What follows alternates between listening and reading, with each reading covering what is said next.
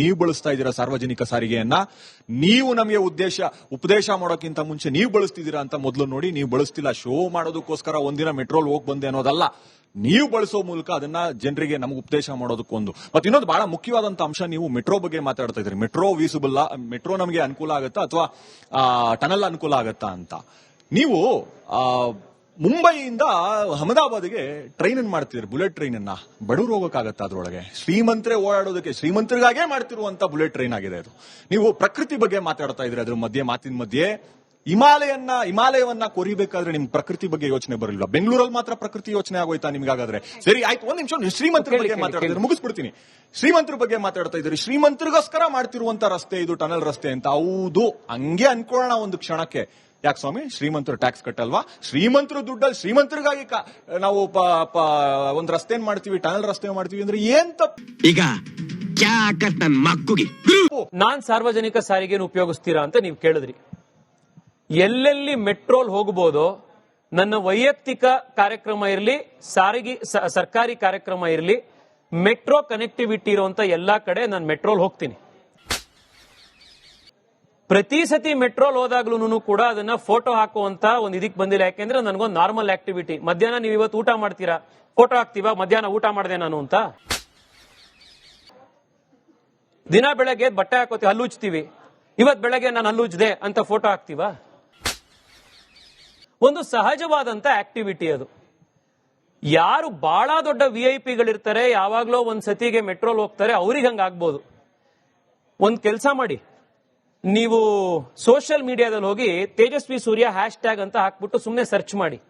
ಒಂದ್ 50 ಫೋಟೋ ಯಾರಾದ್ರೂ ಸಾರ್ವಜನಿಕರು ಮೆಟ್ರೋಲಿ ನಾನು ಓಡಾಡ್ದಾಗ ತಕೊಂಡು ಅವ್ರು ಸೋಷಿಯಲ್ ಮೀಡಿಯಾದಲ್ಲಿ ಹಾಕೊಂಡಿರ್ತಾರಲ್ಲ, ಆ ಫೋಟೋ ನಿಮಗೆ ಸಾಕ್ಷಿಗಳಲ್ಲಿ ಸಿಗ್ತವೆ.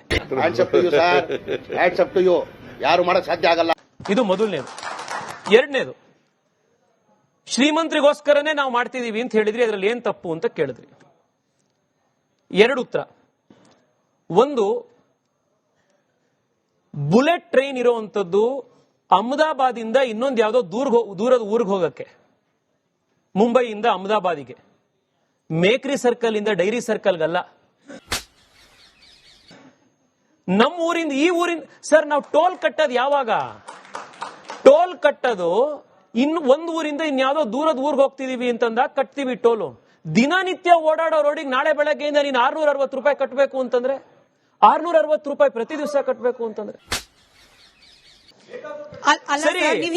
ಹಂಗಿದ್ರೆ ಒಂದ್ ನಿಮಿಷ, ಅಲ್ಲಲ್ಲ ಒಂದ್ ನಿಮಿಷ, ಹಂಗಿತ್ತು ಅಂದ್ರೆ ಒಂದ್ ನಿಮಿಷ, ಬೇಕಾದವ್ರು ಕಟ್ಕೋತಾರೆ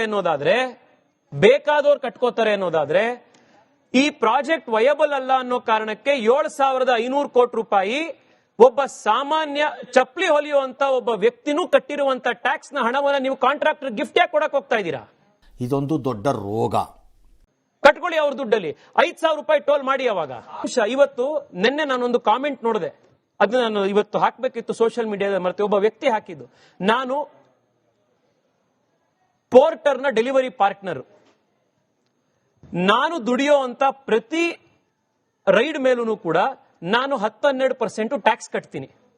ಆದ್ರೆ ನಾನ್ ಕಟ್ತಾ ಇರುವಂತ ಟ್ಯಾಕ್ಸ್ ನ ಹಣದಿಂದ ಬಿಲ್ಡ್ ಆಗ್ತಾ ಇರುವಂತ ಈ ಟನಲ್ ರಸ್ತೆ ಒಳಗಡೆ ನನಗೆ ಎಂಟ್ರಿ ಇಲ್ಲ ಅಂದ್ರೆ ನನಗೆ ಧಿಕ್ಕಾರ ಅಂತ ಅವ್ನು ಬರ್ದಿದ್ದ.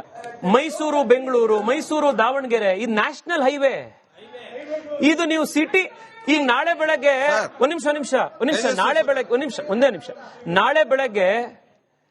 ನಾಳೆ ಬೆಳಗ್ಗೆ ಈಗ ಇನ್ನೊಂದು ಐಡಿಯಾ ಮಾಡ್ತಾ ಇದ್ದಾರೆ. ಈಗ ನೆನ್ನೆ ಪೇಪರ್ ಅಲ್ಲಿ ಓದ್ದೆ, ಚಿಕ್ಕ ಟನಲ್ ಮಾಡ್ತಾರಂತೆ 1 ಕಿಲೋಮೀಟರ್ದು. ಆಯ್ತಾ, ನಾನು ಇನ್ನೂ ಹೇಳ್ತಿದ್ದೀನಿ, ಪರ್ಸೆ ನಾವು ಟನಲ್ ಅನ್ನ ವಿರೋಧ ಮಾಡ್ತಾ ಇಲ್ಲ.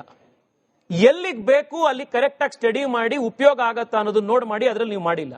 ಆದ್ರೆ ನಾಳೆ ಬೆಳಗ್ಗೆ ನೀವು 1 ಕಿಲೋಮೀಟರ್ಗೂ 500 ಕಿಲೋಮೀಟರ್ಗೂ 550 ಮೀಟರ್ಗೂ ಇನ್ನೊಂದು ಟನಲ್ ನ ಮಾಡಿ ಪ್ರತಿ ಕಡೆಗೂ ನೀವು ಟೋಲ್ ಇಡ್ತಾ ಬಂದ್ರೆ, ಈ ಜಯನಗರದಿಂದ ಮಲ್ಲೇಶ್ವರಕ್ಕೆ ಹೋಗ್ಬೇಕು ಅಂದ್ರೆ ಅಥವಾ ಜಯನಗರದಿಂದ ಬಸವನಗುಡಿಗೆ ಬರಬೇಕು ಅಂದ್ರೆ ಪ್ರತಿ ದಿವಸ ಟೋಲ್ ಕಟ್ಕೊಂಡು ಬರಬೇಕು ಅಂತಂದ್ರೆ ಏನ್ ಸರ್ ಕತೆ? ಉಸಿರಾಡಕ್ಕೂ ಟ್ಯಾಕ್ಸ್ ಕಟ್ಬೇಕಾಗತ್ತ. ಆಮೇಲೆ ನಮ್ಮ ಹೊಟ್ಟೆ ಎಷ್ಟು ಉರ್ಸ್ತಾವ್ರೋ ಆ ಭಗವಂತನ ನೋಡಿದ್ರೆ ಸರ್ ನಾಷ್ಟ ಮಾಡ್ಬೇಕು. ನಿಮಗೆ ಗೊತ್ತಿರಬಹುದು, ಕೇಂದ್ರ ಸರ್ಕಾರ ಮಿನಿಸ್ಟ್ರಿ ಆಫ್ ರೋಡ್ ಟ್ರಾನ್ಸ್ಪೋರ್ಟ್ ಒಂದು 20 ದಿವಸಗಳ ಹಿಂದೆ ಒಂದು ಟೋಲ್ ಪಾಲಿಸಿನ ಬಿಡುಗಡೆ ಮಾಡಿದೆ.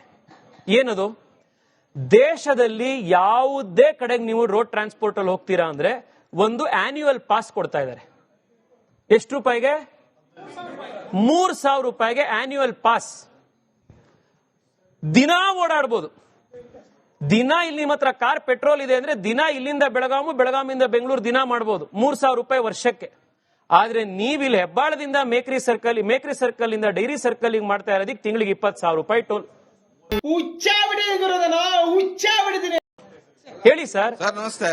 ಇನ್ನು ಕಾಂಗ್ರೆಸ್ನವ್ರು ನಿಮ್ ಸ್ಟೇಟ್ಮೆಂಟ್ ಇದೆಯಲ್ಲ, ರಾಹುಲ್ ಗಾಂಧಿ ಅವ್ರು ಹೇಳ್ತಾರಲ್ಲ, ನೀವು ಶ್ರೀಮಂತರಿಗೇನೆ ಮಾಡ್ತಾ ಇದ್ರೆ ಪ್ರಾಜೆಕ್ಟ್ ನ, ಎಕ್ಸ್ಕ್ಲೂಸಿವ್ ಶ್ರೀಮಂತರಿಗೆ ಮಾಡ್ತಾ ಇದ್ರೆ ಕಾಂಗ್ರೆಸ್ ಕಾ ಹಾತ್ ಆಮ್ ಆದ್ಮಿ ಕೆ ಸಾಥ್ ಅನ್ನೋದು ನಾಳೆ ಬೆಳಗ್ಗೆಯಿಂದ ನಿಲ್ಸಿ. ಕಾಂಗ್ರೆಸ್ ಕಾ ಹಾತ್ ಅಮೀರೋಂ ಕೆ ಸಾಥ್ ಅನ್ನೋದನ್ನ ಎಲ್ಲಾ ಕಡೆ ಹೇಳಿ. ನಾವು ಯಾವತ್ತೂ ಥಿಂಕ್ ಮಾಡಬೇಕಾದ್ರೆ ಒಂದು ವಾಸ್ತವಾಂಶ ಏನಿದೆ ಅನ್ನೋದನ್ನ ನಾವು ಅರ್ಥಕೊಂಡು ಮಾತಾಡಬೇಕು ಸರ್. ಈಗ ಕಾರುಗಳ ಪ್ರಮಾಣ ಅಷ್ಟಿದ್ದಾಗ 10 ಲಕ್ಷಕ್ಕಿಂತಲೂ ಹೆಚ್ಚು ಬೆಲೆ ಬಾಳುವ ಒಂದು ಕಾರ್ ಇಟ್ಕೊಂಡಿರೋ ಒಬ್ಬ ವ್ಯಕ್ತಿ ಇವತ್ತು ಸಿಲ್ಕ್ ಬೋರ್ಡ್ ಇಂದ ಹೆಬ್ಬಾಳಕ್ಕೆ ನಾನು ದುಡ್ಡು ಕೊಟ್ಟು ಹೋಗ್ತೀನಿ ಅನ್ನೋದ್ರಲ್ಲಿ ಏನು ತಪ್ಪಿರಲ್ಲ ಸರ್. ಆತ ಭರಿಸಬಲ್ಲ. ಅದು ಅವ್ನ ಮಿಡ್ಲ್ ಕ್ಲಾಸ್ ಬಡವನ ಹೈ ಕ್ಲಾಸ್ ಅಂತ ನಾವು ಹೇಳೋದು ಬೇಡ. ಅವನ ಅವಶ್ಯಕತೆಗೆ ಅವನು ಹೋಗ್ಲಿ, ಅದರಲ್ಲಿ ತಪ್ಪೇನಿದೆ. ಎರಡನೇದು ಸರ್, ದೇಶವ್ಯಾಪಿಯಾಗಿ 75 ಟನಲ್ ಪ್ರಾಜೆಕ್ಟ್ಗಳು ನಡೀತಿದೆ. ಎಲ್ಲಾ ಕಡೆ ನೀವ್ ಹೇಳುವಂತಹ ಇಷ್ಟು ಕಷ್ಟ ನಷ್ಟಗಳು ಇದ್ದೇ ಇದೆ. ಆದ್ರೆ ನೀವೆಲ್ಲೂ ಪ್ರಶ್ನೆ ಮಾಡಲ್ಲ, ಬರೀ ಇಲ್ಲಿ ಮಾತ್ರ ಪ್ರಶ್ನೆ ಮಾಡ್ತೀರಾ. ನನಗೂ ನಾಲೆಜ್ ಇಲ್ವಾ ಸರ್? ನನಗೂ ನಾಲೆಜ್ ಇದೆ ತಾನೆ. 660 ರೂಪಾಯಿ ನೀವು ಕೊಟ್ಕೊಳ್ಳಿ, ಟನಲ್ ರೋಡ್ ಮಾಡಿ, ಬೇರೆಯವ್ರು ಯಾರಿಗೂ ತೊಂದರೆ ಆಗದಲೇ ಇರೋ ರೀತಿ ಮಾಡಿ, ಅದನ್ನ ಸ್ಟಡಿ ಮಾಡಿ. ನಿಮ್ಗೆ ಗೊತ್ತು, ನೀವು ಎನ್ವಿರಾನ್ಮೆಂಟ್ ಇಂಪ್ಯಾಕ್ಟ್ ಅಸೆಸ್ಮೆಂಟೇ ಮಾಡಿಲ್ವಲ್ಲ. ನೀವು ಡಿಕ್ಲೇರ್ ಮಾಡ್ಕೊಂಡ್ಬಿಟ್ಟಿದ್ದೀರಲ್ಲ. ಒಂದ್ ನಿಮಿಷ, ನೀವು ಡಿಕ್ಲೇರ್ ಮಾಡ್ಕೊಂಡ್ಬಿಟ್ಟಿದ್ದೀರಲ್ಲ, ನಮ್ಗೆ ಎನ್ವಿರಾನ್ಮೆಂಟ್ ಇಂಪ್ಯಾಕ್ಟ್ ಅಸೆಸ್ಮೆಂಟ್ ಆಗದೇ ಇಲ್ಲ, ನಮ್ಗೆ ಯಾವುದೇ ಸಮಸ್ಯೆ ಬರಲ್ಲ ಅಂತ ಡಿಕ್ಲೇರ್ ಮಾಡ್ಬಿಟ್ಟಿದ್ದೀರಲ್ಲ ನೀವು. ಆ ರಿಪೋರ್ಟ್ ಕೊಡಿ, ಮೊದಲನೇದು. ಎರಡನೇದು, ಶ್ರೀಮಂತರಿಗೋಸ್ಕರನೇ ನೀವು ಮಾಡ್ತಿದ್ದೀರಾ, ಅವ್ರು ಹೆಂಗು ಕೊಟ್ಕೋತಾರೆ ಅನ್ನೋದಾದ್ರೆ ವಯಬಿಲಿಟಿ ಗ್ಯಾಪ್ ಫಂಡಿಂಗ್ ಯಾಕೆ ಕೊಡ್ತೀರಾ? ಟನಲ್ 660 ರೂಪಾಯಿ ಟೋಲ್ ಬದಲು 5,000 ರೂಪಾಯಿ ಮಾಡಿ.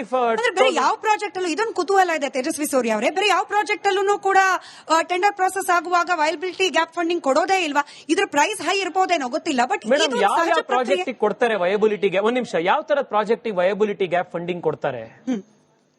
ಎಲ್ಲ ಎಷ್ಟೊಂದು ಪ್ರಾಜೆಕ್ಟ್ ಅಲ್ಲಿ ಕೊಡ್ತಾರೆ. ಈಗ ಉದಾಹರಣೆಗೆ ಕೇಂದ್ರ ಸರ್ಕಾರದ ಒಂದು ಪ್ರಾಜೆಕ್ಟ್ ಇದೆ. ಪ್ರತಿ ಜಿಲ್ಲೆಯಲ್ಲಿ ಒಂದು ಮೆಡಿಕಲ್ ಕಾಲೇಜ್ ಬರಬೇಕು ಅಂತ, ಒಂದು ಆಸ್ಪತ್ರೆ ಬರಬೇಕು ಅಂತ. ಅದಕ್ಕೆ ಎಷ್ಟೋ ಜನಕ್ಕೆ ಬಂದು ಹೇಳ್ತಾರೆ, ನೋಡ್ರಪ್ಪ ನಿಮ್ಗೆ ಯಾವ್ದಾರ ಒಂದು ಮೆಡಿಕಲ್ ಕಾಲೇಜು ಆಸ್ಪತ್ರೆ ಮಾಡಕ್ಕಾಯ್ತು ಅಂದ್ರೆ ಮಾಡಿ, ಸಾರ್ವಜನಿಕರಿಗೆ ಬಡವರಿಗೆ ಅದರಿಂದ ಸಹಾಯ ಆಗುತ್ತೆ. ಅದಕ್ಕೆ 1,000 ಕೋಟಿ ಬಜೆಟ್ ಅನ್ನೋದಾದ್ರೆ ನೀವು 700 ಕೋಟಿ ಹಾಕಿದ್ರೆ ಇನ್ನು 300 ಕೋಟಿ ರೂಪಾಯಿ ನಾವು ಕೊಡ್ತೀವಿ ಅಂತ. ಇದು ವಯಬಿಲಿಟಿ ಗ್ಯಾಪ್ ಫಂಡಿಂಗ್. ಯಾವ ಉದ್ದೇಶಕ್ಕೆ? ಸಾರ್ವಜನಿಕರಿಗೆ ಎಲ್ರಿಗೂ ಉಪಯೋಗ ಅಂತ ಆಗುವಂತ ಒಂದು ಇದಕ್ಕೆ. ನಾವು ಸಬ್ಸಿಡಿ ಕೊಡಬೇಕಾಗಿರೋದು ಯಾರಿಗೆ ಮೇಡಮ್? ವಯಬಿಲಿಟಿ ಗ್ಯಾಪ್ ಫಂಡಿಂಗ್ ಅಂದ್ರೆ ಏನು? It is subsidy. ಸಬ್ಸಿಡಿ ಕೊಡಬೇಕಾಗಿರೋದು ನಾವು ಶ್ರೀಮಂತನ್ಗೋ ಬಡವನ್ಗೋ? ಇದೊಂದು ಬೇಸಿಕ್ ಕಾನ್ಸೆಪ್ಟ್ ಅಲ್ವಾ ಇದು? ನಮಗೆಲ್ಲ ಗೊತ್ತಾಗೋಯ್ತು.